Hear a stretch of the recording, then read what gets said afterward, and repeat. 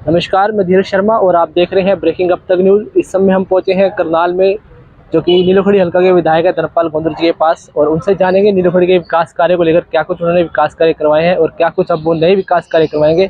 आइए बातचीत करेंगे विधायक धर्मपाल गोंदर जी के निवास पर, जो कि हल्का नीलोखड़ी से विधायक है। विधायक जी 5 साल के करीब होने वाले हैं और नीलोखड़ी की जनता इंतजार कर रही है कि नीलोखड़ी को कब अच्छी सौगात मिलेगी। और भी ऐसी आस लेके बैठी है नीलोखड़ी जनता। जिस प्रकार से आपने नीलोखड़ी काफ़ी पुरानी मांग थी एक रेलवे स्टेशन की, जो उसे ऊंचा कराने का काम था, वो बीच में किस कारण से रुक गया था, क्या कारण था सर विधायक जी उसका रुकने का?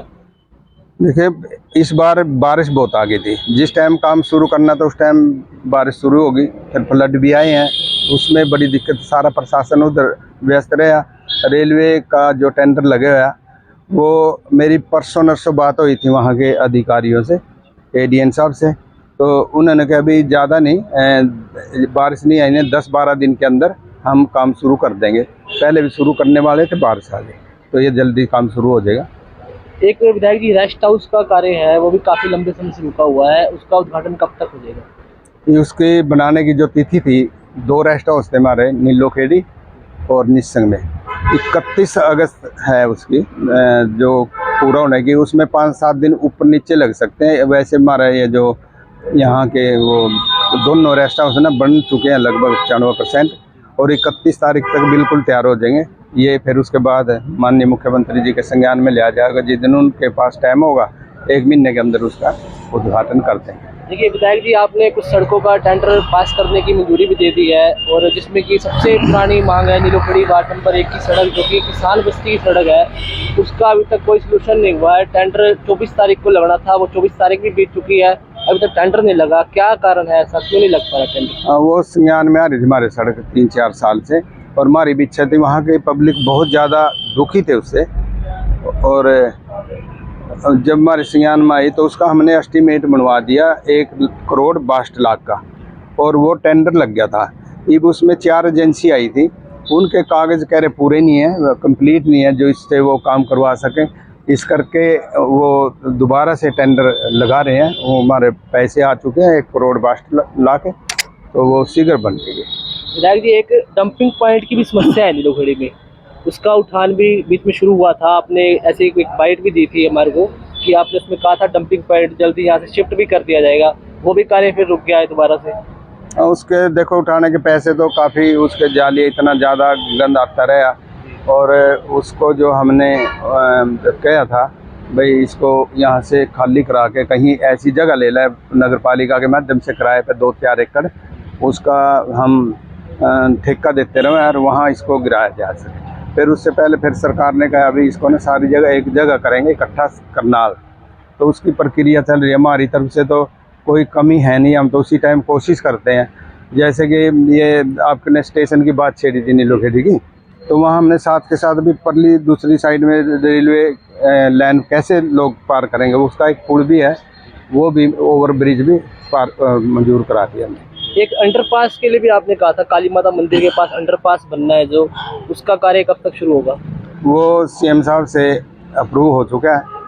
अब डिपार्टमेंट में आए जो उसका एस्टीमेट बनेगा वो तो फाइनल है। जो काली माता मंदिर के सामने जो बाईपास जाएगा पेवे को, वो तो हो गया ऊपर से। जल्दी उसका एस्टीमेट बन के और काम शुरू हो जाए। राय जी, एक आखिरी सवाल आपसे पूछना चाहूँगा। 5 साल का कार्यकाल आपका पूरा होने वाला है, तो आपको नहीं लगता कि नीलोखड़ी शहर के अंदर एक ऐसा रोजगार महत्वपूर्ण जिससे कि युवाओं को बेरोजगारी से मुक्ति मिल सके? आप देख रहे हैं किस प्रकार से युवा काफ़ी बेरोजगार हैं। हर किसी को आस होती है कि हमारा बच्चा किसी न किसी कंपनी में या किसी फैक्ट्री में ऐसा जगह लग जाए जिससे उससे रोजगार के साधन उपलब्ध हो सके। तो आप सरकार के बीच में, आपने समर्थन दे रखा है सरकार को, कि आप सरकार से ऐसा अनुवाद नहीं कर सकते जैसे गवर्नमेंट प्रेस की जगह खाली पड़ रही है, वहाँ पे कुछ ऐसा साधन लग जाए जिससे कि रोजगार के अवसर मुहैया हो सके?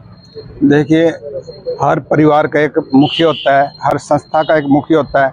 हमारे जो विधानसभा के मुखिया हुए सीएम साहब, हमने उनके आगे बात रख दी है भाई, और ज़्यादा ही रख दी भाई। नीलोखेड़ी में जो रोज़गार था वो गवर्नमेंट प्रेस यहाँ से चलेगी। यहाँ के लोगों को रोटी खाने के लाले पड़े हुए हैं। तो यहाँ कोई ऐसे ज़मीन भी हमारे पास है, पंचायत की ज़मीन भी है, कोई ऐसा इंडस्ट्री लगाई जाए जिससे वहाँ के बच्चों को, आने वाली पीढ़ी को रोजगार मिले। बच्चे कई बार कह रहे भी सरकारी नौकरी जरूरी है। सरकारी नौकरी इसलिए जरूरी है, पब्लिक के पास पैसा है नहीं, तो वो अपना ही वो खोल नहीं सकते, कोई बिजनेस खोल नहीं सकते। पीछे अभी सरकार ने करा था भाई ये इसके अंत्योदय के माध्यम से नौकरी दिलवाएंगे, ना ये काम दिलवाएंगे।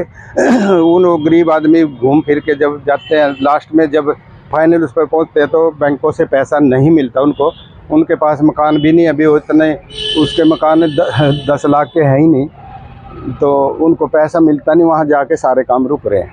विधायक जी 5 साल के करीब होने वाले हैं, आखिर में नीलोखड़ी वासी को एक ऐसा तोहफा देके जाए जिससे नीलोखड़ी वासी आपको दोबारा से कहें कि हमने विधायक धर्मपाल गोंदर जी को ही बनाना है, तो ऐसा क्या आखिर में बम फोड़ के जाएंगे, कैसा दिवाली ऑफर देके जाएंगे, कुछ ऐसा बताइए कुछ।